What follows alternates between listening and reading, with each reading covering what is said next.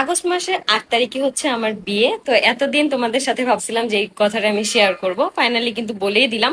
যার জন্য আমি এই কয়দিন অনেক অনেক ব্যস্ত ছিলাম, যেহেতু 8 তারিখেই হচ্ছে একদম পুরো বিয়ের ডেটটা দেওয়া হয়েছে।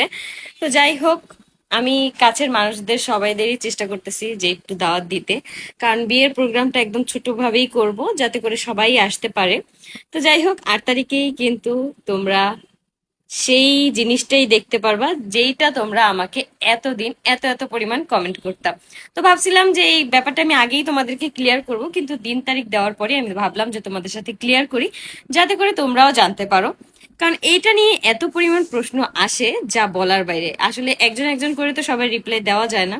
তো এই জন্য আমি ভাবলাম যে একদম সবকিছু পাকাপোক্ত হবে, একদম ঠিকঠাক ডেট দেওয়া হবে, তারপরে আমি তোমাদের সাথে এই ব্যাপারটা ক্লিয়ার করব।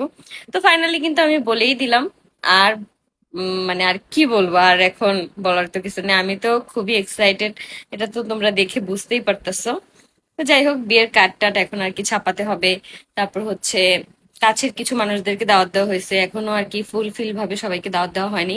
আর খুব কম সময় এখন আমাদের হাতে, একদম ড্রেস, জুয়েলারি, মেকআপ সবকিছুই আগে থেকে ডিসাইড করে রাখতে হবে, যাতে করে আমি চাচ্ছি যে একদম সিম্পল একটা লুকে যাতে করে বিয়েটা সম্পন্ন করতে পারি। তো যাই হোক, সবকিছুই তোমরা দেখতে পারবে, জানতে পারবে। তোমরা যদি প্রতিনিয়ত আমার আইডি ভিজিট করো তাহলেই কিন্তু জানতে পারবে। আমি সবসময় চেষ্টা করি সবার আগে তোমাদেরকে আপডেট দেওয়ার জন্য। তো যাই হোক, এতদিন আমি এই জন্যই অনেক বেশি ব্যস্ত ছিলাম। তো ফাইনালি তোমরা সেই সময়টা আর কি চলে আসছে আমার, প্লাস তোমাদেরও, কারণ আমার থেকে বেশি তোমরাই আমাকে এই প্রশ্নটা অনেক বেশি করতাম। তো যাই হোক, 8 তারিখেই কিন্তু তোমরা দেখতে পারবে আমাকে নতুন লুকে। তো সবাই আমার জন্য দোয়া করো, আর অনেক অনেক ভালোবাসা রইলো তোমাদের জন্য। টাটা।